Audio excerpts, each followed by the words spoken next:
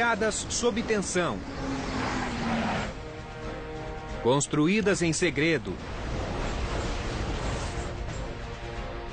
e projetadas para devastar o inimigo, as armas super secretas dos aliados e dos países do eixo realizam ataque surpresa para mudar o rumo da guerra. Submarinos suicidas, interceptadores de foguetes e bombardeiros controlados remotamente são as armas secretas da Segunda Guerra Mundial. Sinta a batalha. Descubra as táticas. E reviva os combates.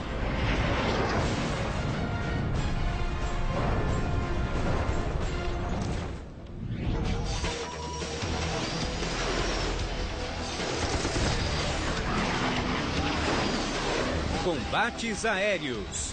Armas secretas. 24 de agosto de 1944. Bombardeiros B-17 sobrevoam a Alemanha. A maré está virando. Os aliados conseguem atacar sem retaliação. O seu alvo principal era um complexo na região de Mansberg, contendo uma fábrica de armamentos e uma de armas químicas. Os bombardeiros estão carregados. Mas Mustangs P-51, os caças mais avançados dos aliados, estão prontos para rechaçar qualquer ataque.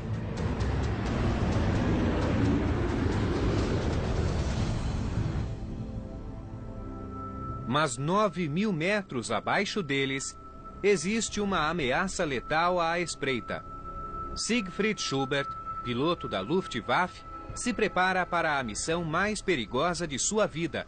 Ele foi um dos escolhidos para testar em combate o novo interceptador Me-163. Da perspectiva de Schubert, ele viu uma armada aérea americana de cerca de 450 B-17 escoltados por 120 caças ou mais, indo na direção de Marsberg. Os bombardeiros estavam indo na direção do alvo. A palavra código para o ataque é torpedo.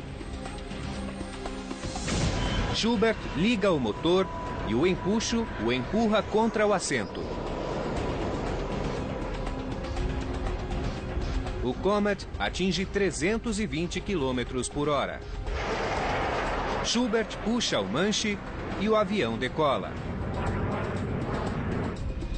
A 60 metros de altitude, ele ejeta o trem de pouso. Uma hélice no nariz do avião gera a energia elétrica. O piloto passa de 650 km por hora. E, ao chegar a essa velocidade, o piloto puxou o manche para trás e iniciou uma subida a cerca de 60 ou 70 graus e, com a incrível quantidade de empuxo que aquele motor de foguete forneceu, desde decolagem até chegar a 12.000 metros, ele levou entre 3 e 3 minutos e meio. E nada no planeta se aproximava disso. Schubert decola na direção da estratosfera e em apenas 3 minutos está 3.000 metros acima dos bombardeiros. Os 163 se posicionaram acima para que pudessem dar um mergulho em alta velocidade, que era o seu método preferido. Schubert usará uma tática padrão. Ficará acima dos bombardeiros e depois mergulhará para atacar. Em seguida, subirá de novo e voltará.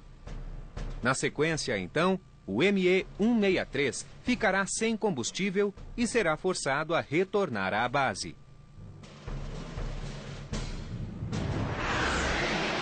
Schubert mergulha sobre os B-17 a mais de 800 km por hora. Voando ao triplo da velocidade do inimigo, ele se aproxima e escolhe um alvo. Nenhum bombardeiro percebe o ataque.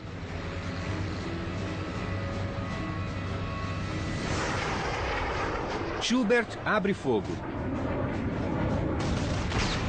Projéteis explosivos destroem uma asa do B-17.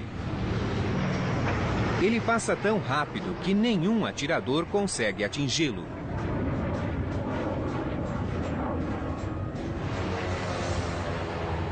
E a sua vítima sai de formação.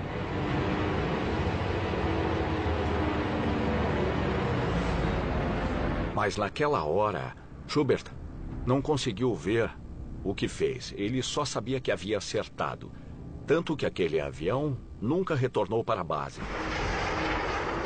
O Comet sobe, preparando-se para outro ataque. Em poucos segundos, tem um novo alvo e vai até ele.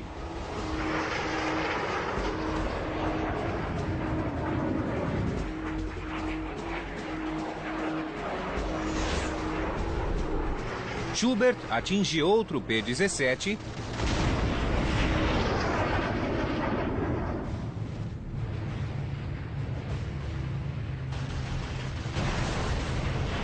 e o seu motor de este bordo explode. Aquele avião entrou em uma espiral descontrolada e explodiu no meio do ar. Então não houve dúvida de que ele havia acertado o alvo.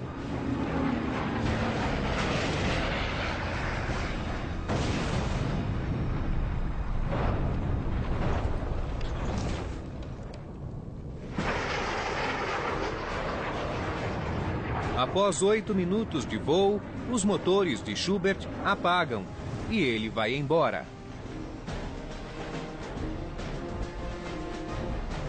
Foi uma vitória dupla em apenas um ataque, um recorde para um Comet.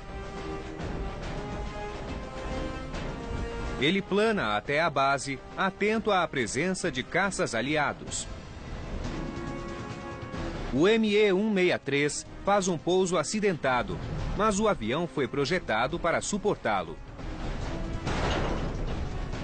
A missão foi breve, mas teve o efeito desejado. Para as tripulações dos bombardeiros, o ME-163 é uma nova ameaça.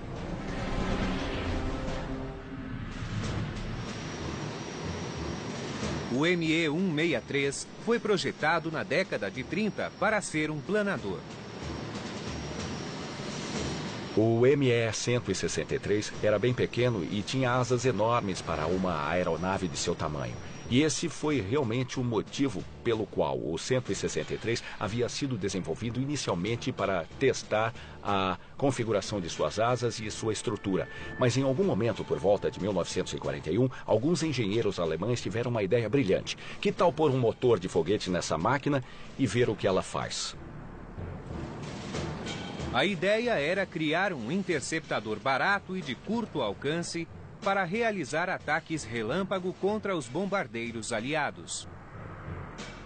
Um interceptador é uma arma de curto alcance de contato direto tripulada e sua única missão é decolar, enfrentar o inimigo e voltar para o solo.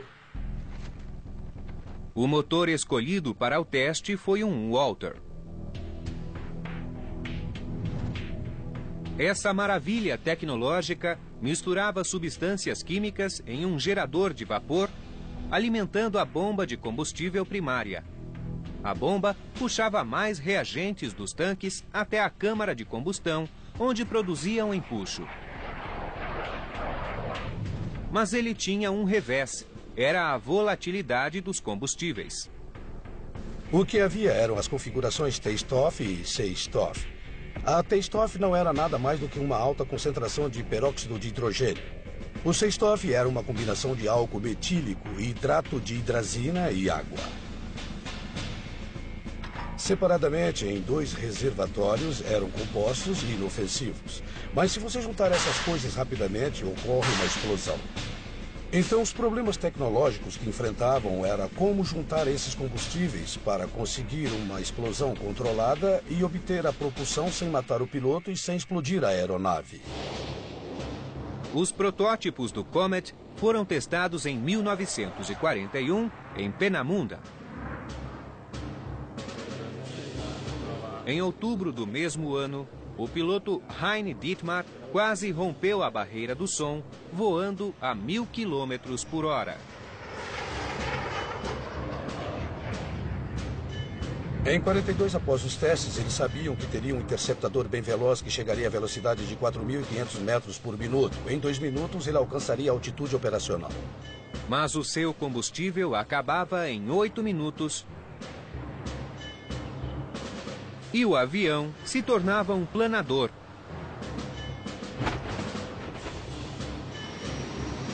Um alvo fácil para caças inimigos.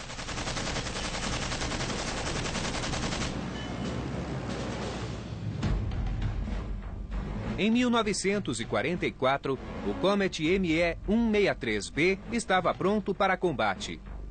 Era uma aeronave minúscula, consistindo apenas de asas e um motor. Com apenas 5,5 metros, era metade de um P-51. As bases das asas sustentavam o seu armamento. Canhões Rheinborsig de 30 milímetros, capazes de derrubar um bombardeiro.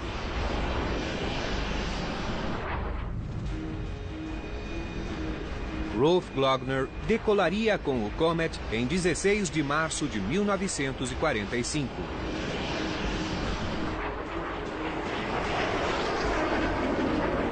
E ao atacar vários B-17,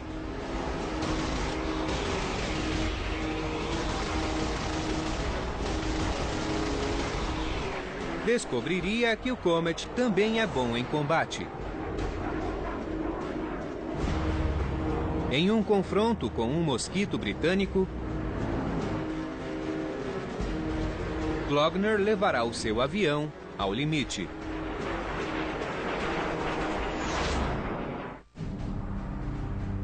Em 16 de março de 1945, o piloto Rolf Glogner entra na cabine de um ME-163. Eu estava de prontidão dentro da cabine, caso houvesse uma emergência. Mas o combustível é instável e requer o uso de um traje especial.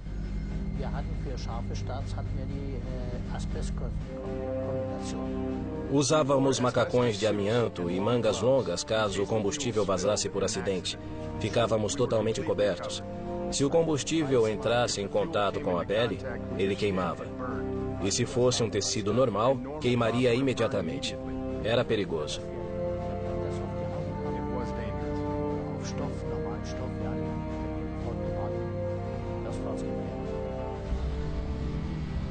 O combustível corrosivo era apenas um de seus problemas.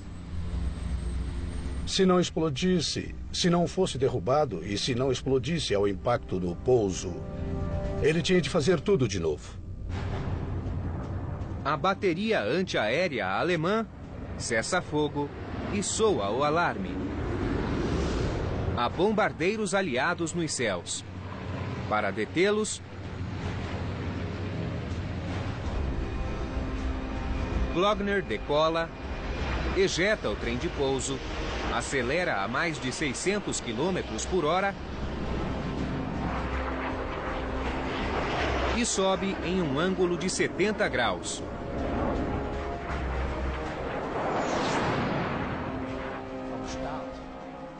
Desde a decolagem, levava 2 minutos para chegar à altitude de combate, 9.000 metros.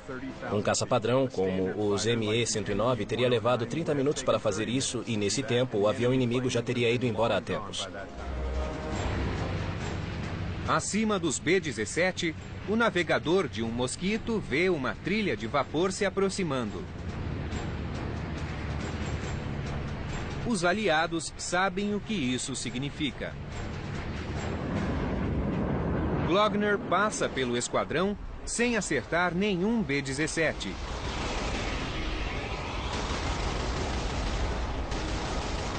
O seu alvo é o mosquito, que está acima deles.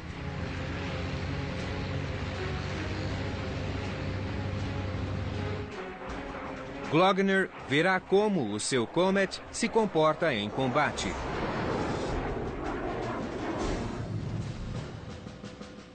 A estrutura de madeira do Mosquito sustentava 2 motores Rolls-Royce Merlin. O avião era conhecido por sua velocidade e seu armamento: um canhão de 20 milímetros e metralhadoras calibre 30. O ME-163 é mais veloz do que o Mosquito e altamente maneável. Mas o armamento do Mosquito é superior e é mais resistente ao impacto. Glogner está aqui e o Mosquito aqui. O piloto do Mosquito tentará atingir o Comet enquanto está subindo. O Mosquito faz uma curva e o Comet acelera.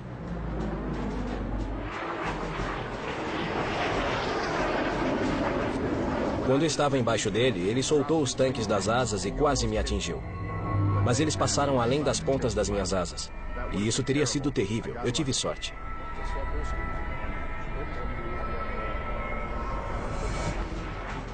Glogner vira para ficar atrás de seu inimigo. Enquanto está manobrando, ele vê o piloto do Mosquito tentando virar para atingi-lo. É uma batalha clássica. Os 2 pilotos fazem as curvas mais fechadas que conseguem.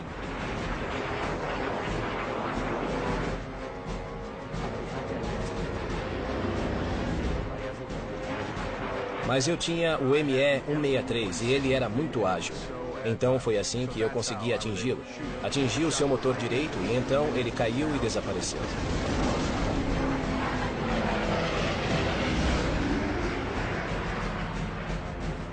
Eu não o segui porque, para mim, ele estava acabado.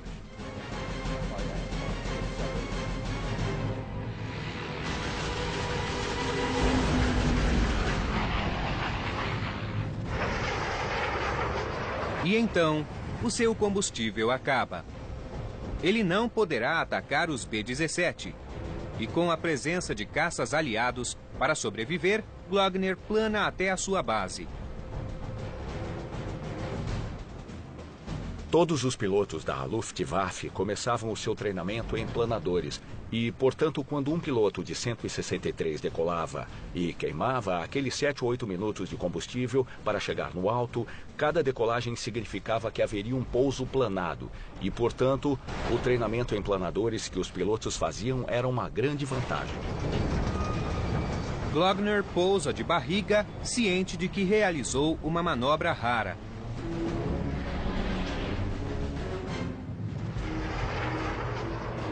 O Comet acabaria derrubando um total de 16 aeronaves, mas a sua maior realização foi instilar medo nas mentes dos pilotos aliados.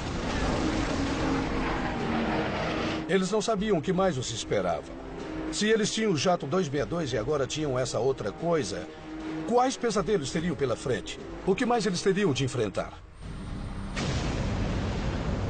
Mas apesar de tudo, o ME-163 foi um fracasso militar. O problema era que não era uma arma viável, porque havia poucos Comets disponíveis e em qualquer dado momento eles eram complexos e perigosos de voar. Os ME-163 se destacam por ter matado mais pilotos em treinamento do que em combate.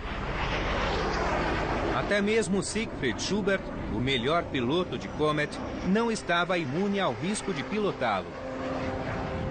Siegfried Schubert continuou voando missões com o Comet até outubro, cerca de 2 meses depois de estabelecer o recorde de 2 vitórias em um dia. Mas naquele mês, ele se preparava para decolar em outro Comet, quando aparentemente o combustível explodiu e ele foi morto na detonação.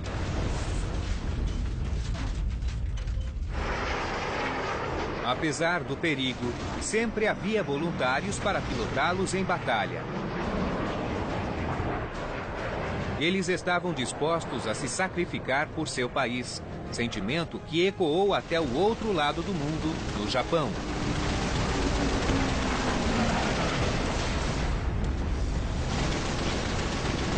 Os kamikaze aterrorizavam a frota americana no Pacífico.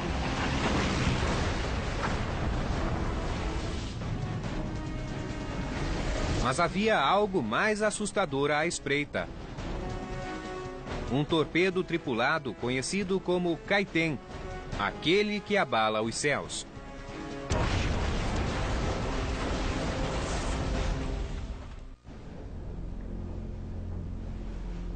20 de novembro de 1944, 4 da manhã. Muitos marinheiros a bordo do USS Mississinawa estão dormindo. O navio está em um atracadouro próximo ao atol de Ulithi, no Pacífico. A última parada antes da invasão do Japão. O atracadouro mede 34 quilômetros de largura por 15 de comprimento. É uma área muito grande. Em qualquer dado momento, 200 navios americanos podiam estar ancorados lá. O fato é que frequentemente veteranos brincavam e diziam que era possível andar toda a largura de Ulithi e nunca encostar na água. Ao sudoeste, no submarino I-47, o capitão Zenji Orita observa os americanos pelo periscópio. O plano de ataque de Orita era mover o I-47 para o sudeste de Ulithi e realizar o seu ataque no noroeste e na parte central do ancoradouro. No convés do I-47, há torpedos aparentemente modificados. Mas são Kaiten, submarinos suicidas projetados para destruir os navios.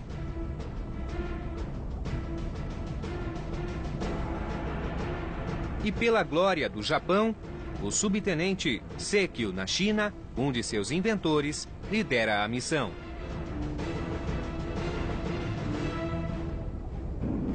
Às 4 da manhã, Nishina e 3 outros pilotos partem do I-47.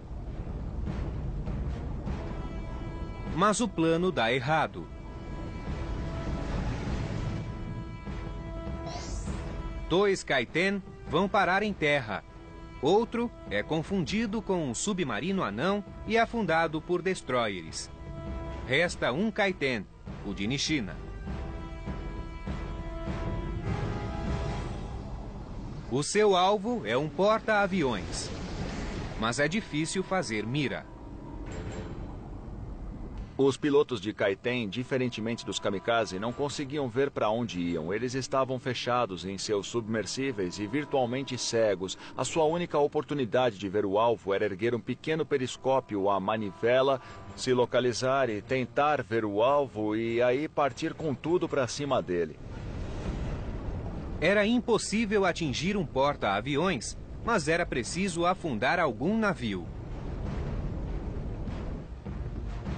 Nishina decide atacar o navio mais próximo, o USS Mississinawa. A tripulação está alheia ao que os espera, a nova arma secreta do Japão, os Kaiten.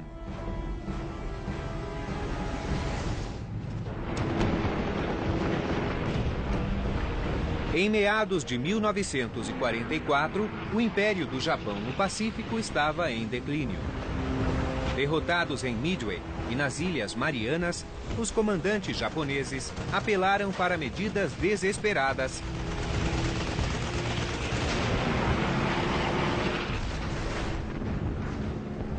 Incluindo os Toku, ou armas suicidas.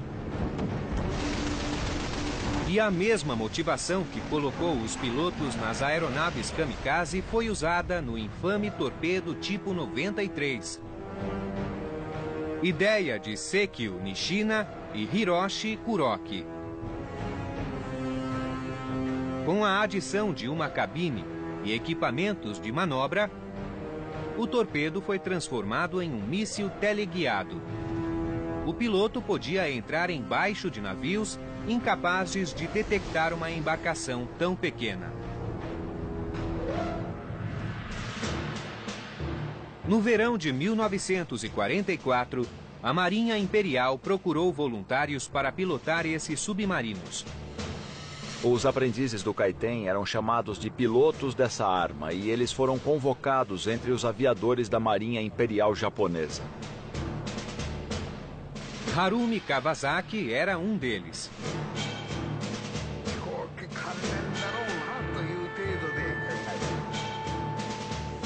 Presumi que tivesse algo a ver com aeronaves. Na formatura, fomos colocados em um trem sem saber o nosso destino. Eles não nos diziam para onde estávamos indo. Mais tarde, a bordo, nos disseram que iríamos a Kuri. De Kuri, fomos levados a uma base de submarinos. Então, e só então, eu me dei conta do que essa nova arma seria.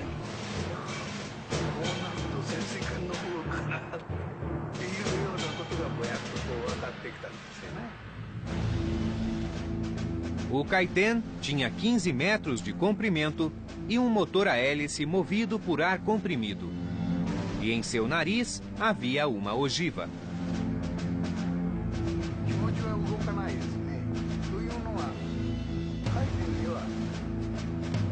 Era extraordinário, de tirar o fôlego. O Kaiten carrega 1,5 toneladas de explosivos. Um bombardeiro carrega apenas 1/4 disso. Não existe nenhuma outra arma com tamanha capacidade. Só nós podíamos sozinhos afundar um cruzador ou um porta-aviões. Eu estava orgulhoso.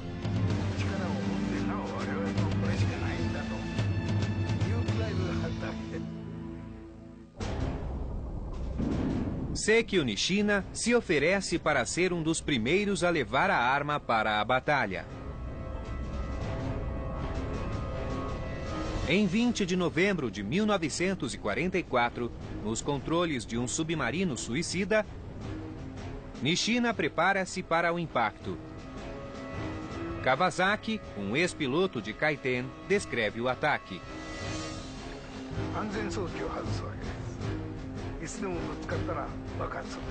Uma vez no raio de alcance do inimigo, tirávamos o pino de segurança, mas não explodia na hora. Nós identificávamos o nosso alvo e saíamos em velocidade com o detonador na nossa mão. No impacto, éramos jogados para frente. E isso acionava um segundo detonador. Era um mecanismo de segurança.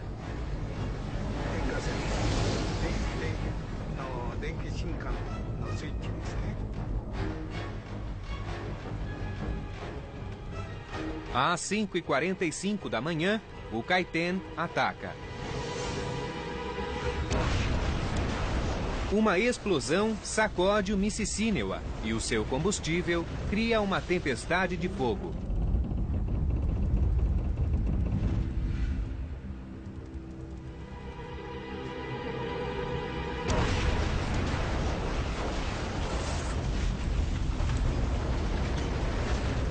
Chamas varreram todo o compartimento dianteiro, passando por todas as escotilhas abertas e envolvendo os homens que morreram na hora em suas camas.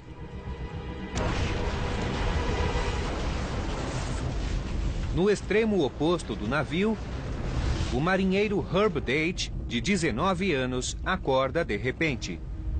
Eu estava na minha cama e quando houve a explosão, eu me atirei no chão. Estava na cama de cima. Então, é claro, eu só queria descobrir qual era o problema. Chamas se elevam do buraco de 22 metros no casco. A fumaça se eleva a mais de 1,5 km no ar. Marinheiros por todo o Ulithi e nas embarcações próximas viram que o navio estava completamente envolto em fumaça e chamas e acreditavam que nenhum marinheiro do Mississínewa poderia ter sobrevivido. Date vai até o convés e examina a situação. Só dava para ver a fumaça. Fumaça sem fim. E estava ficando frio porque estava escurecendo o sol. Eu olhava em volta porque estava desnorteado. E depois vi um fogo. Ele percorria as laterais do navio. E depois de um tempo, até mesmo os corrimões ficaram quentes porque o calor viajou pelo aço. As chamas chegam à popa e os marinheiros saltam, mergulhando em um oceano de fogo à medida que milhões de litros de combustível vazam para o mar. Eu disse a eles, não ponham os seus salva-vidas, porque o diesel fará com que vocês peguem fogo. Vocês precisam nadar embaixo da água e se afastar do fogo, como ensinaram a vocês no campo de treino. Barcos de resgate enfrentam as chamas, diesel e fumaça para salvar os marinheiros. No fim, 200 homens são salvos. Às 7 da manhã, o Mississínua se inclina, emborca e afunda, levando consigo 63 tripulantes. O Caetén deixou a sua marca. O Mississínua foi uma das únicas vitórias dos Caetén. O programa foi um fracasso. Apenas metade dos pilotos dos Caetén que saíram dos submarinos classe I chegaram a ver os seus salvos. Mais de 2.000 submersíveis japoneses em seus submarinos-mãe carregando o Caetén para o combate também foram perdidos. Os resultados, no melhor dos casos, foram desoladores para uma arma que prometia tanto.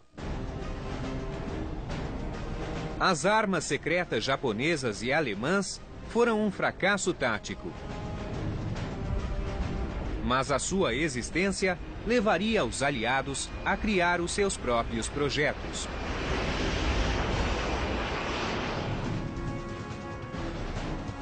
Um deles, chamado Afrodite, incluía uma arma engenhosa. Um bombardeiro controlado por rádio repleto de explosivos. Um precursor do míssil teleguiado atual. Mas ele custará a vida de um americano muito conhecido. 12 de agosto de 1944. Um avião Liberator chamado Zoot Suit Black parte da base aérea de Firstfield, na Inglaterra. No controle, Joseph Kennedy Jr., irmão mais velho do futuro presidente John F. Kennedy. O seu copiloto é o armeiro Wilford Willey. Os dois são veteranos de combates, mas esta não é uma missão comum. Em 23 de julho de 1944, a Marinha criou aquele que foi chamado Projeto Bigorna, que era a versão da Marinha para o programa Afrodite do Exército, e ele envolvia tirar todos os componentes de um Liberator PB-4Y1, exceto aqueles usados para fazê-lo voar, logicamente, e enchê-lo com 9.000 quilos de Torpex, que é um composto altamente explosivo. A aeronave está equipada com tecnologia de rádio e TV de última geração. O Zoot Suit é uma bomba controlada por rádio, cuja tarefa é destruir uma das mais temidas armas secretas da Alemanha. No verão de 1944, a Alemanha lançou alguns de seus projetos mais secretos, que foi a série V de armas. V por causa da palavra alemã Welpenschlag, ou armas do tipo Vingador.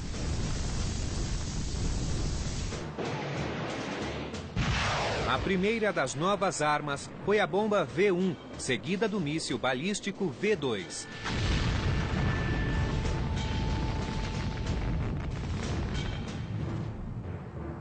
Agora, Hitler se prepara para completar a sua trilogia com o Super V3, uma peça de artilharia capaz de lançar 2 projéteis por minuto de Mimoyek, na França, até o coração de Londres. O V3 era particularmente perigoso porque podia lançar até 600 projéteis dentro da cidade. E não há como dizer quantos milhares de pessoas podiam ser feridas ou mortas em um ataque desses. Os aliados fazem um esforço conjunto para neutralizar as armas V no norte da França. Mas as bases secretas alemãs estão bem guardadas. Essas instalações eram altamente reforçadas com aço e concreto, e os bombardeios tradicionais não as atingiam. O desespero dos aliados chega ao auge. Uma proposta é unir a tecnologia de ponta às aeronaves antigas para fazer um míssil teleguiado rudimentar. Em junho de 1944, cerca de 2 semanas após o dia D, a 8ª Força Aérea na Inglaterra recebeu a aprovação para lançar o projeto A de Afrodite, e esse foi um programa inovador para pegar os B-17 desgastados, carregá-los ao limite com até 11 toneladas de altos explosivos e por controle remoto, usando a nova tecnologia da televisão para guiá-los pelo Canal da Mancha e fazê-los mergulhar em alvos pré-estabelecidos, as fábricas alemãs.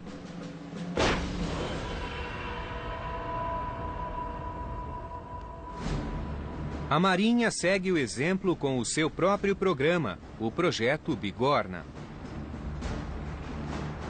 A única diferença é que a Marinha voa o Liberator PB-4Y-1. Eles começaram a tirar componentes da aeronave. Tiraram todas as estações de bombardeio, todos os equipamentos das torres de armas e toda a parte hidráulica e elétrica das torres foram arrancadas. E aí eles começaram a encher com os altos explosivos Torpex. Cerca de 400 caixas desses explosivos foram colocadas no avião. O avião voará por controle remoto.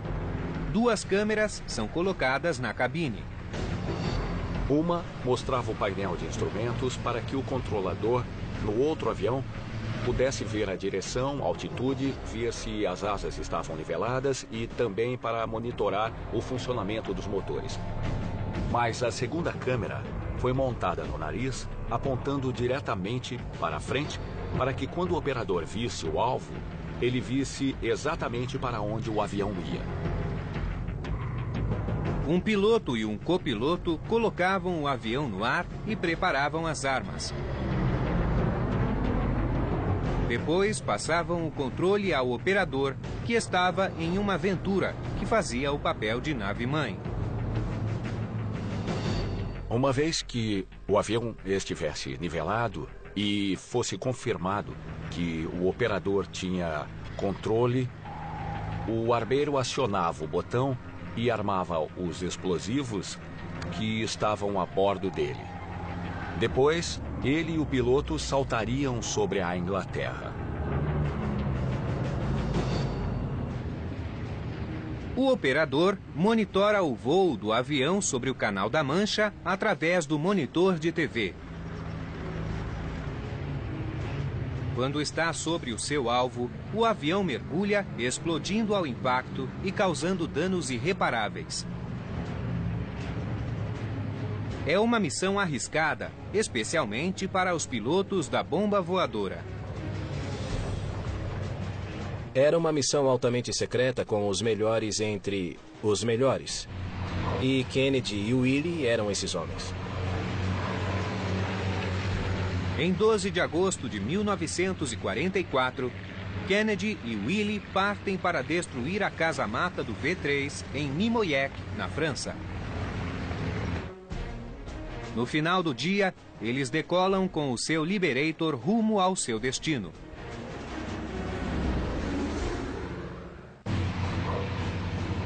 12 de agosto de 1944. O capitão Joe Kennedy e o copiloto Wilford Willie decolam da base de Firstfield, na Inglaterra.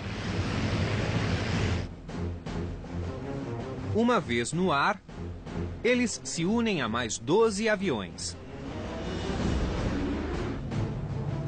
Um B-17 lidera o ataque.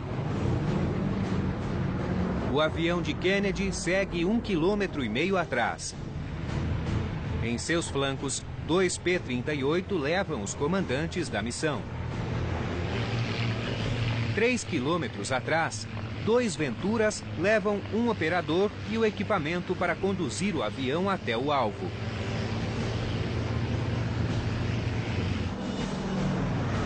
Dois bimotores Mosquito fazem o reconhecimento. Um acompanha o clima e outro fotografa a missão. Atrás deles, um B-17 transmite os sinais para garantir uma boa comunicação.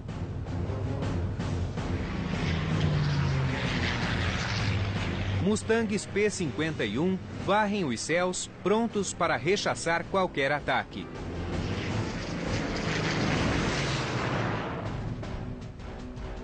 Kennedy segue para a costa britânica, onde ele e Willie saltarão depois de passar o controle para os operadores. Depois de Ellsworth, Willie saiu do assento do copiloto e começou a armar o avião e então ligou a televisão. Enquanto isso, Kennedy se preparava para passar o controle do avião para o PV-1, que era a nave-mãe. Kennedy passa o controle remoto para a nave-mãe. Então o piloto da nave-mãe começou a manobrar o avião para ver se todos os sistemas estavam funcionando. E eles estavam. Naquele momento, a missão corria bem, porque foi determinado que o PB-4Y estava respondendo adequadamente aos comandos do operador. Então, naquele momento, Kennedy estaria se preparando para sair e Willie estava a poucos minutos de armar os explosivos e aí os dois homens saltariam juntos. Mas, de repente, um desastre. O operador vê um problema em seu monitor. O sinal é interrompido. E menos de um segundo depois, ocorre a explosão.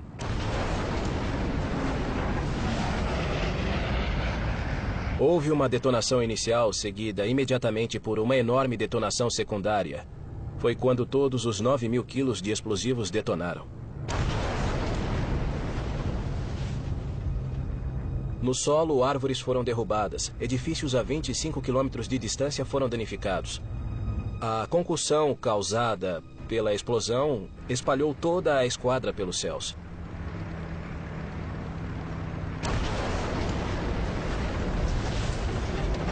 Até hoje, a causa da explosão é desconhecida.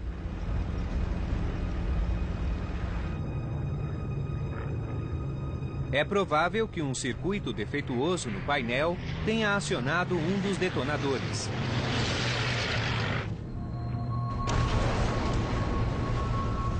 A primeira explosão causou uma reação em cadeia que tornou impossível solucionar o mistério.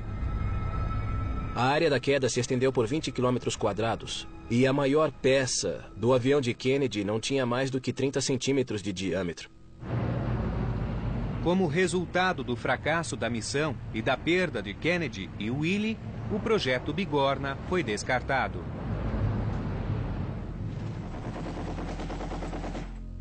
Em poucas semanas, o avanço do exército aliado na Europa questionou a existência do programa.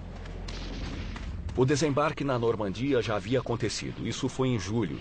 E, finalmente, todos os possíveis locais de lançamento no sul da Inglaterra, especialmente Londres, foram tomados por exércitos anglo-americanos em poucas semanas.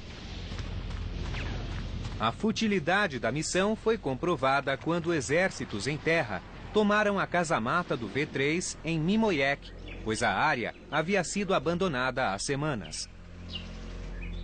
O sacrifício de Kennedy e Willie teve um sabor amargo porque o programa em si era ambicioso demais. Ele combinava conceitos tecnológicos avançados em demasia, tais como orientação via TV e controle remoto, que deveriam funcionar antes de ser testados. Mas ambos os projetos deixariam um legado. Militarmente, ele não foi um sucesso. Experimentalmente, ele foi um sucesso. Foram as primeiras armas operadas por controle remoto, que usaram câmeras de televisão e dispositivos de controle remoto. Eles foram os precursores dos sistemas de armas que temos agora, que estão sendo usados nas guerras hoje em dia. E foi assim com a maioria das armas secretas da Segunda Guerra.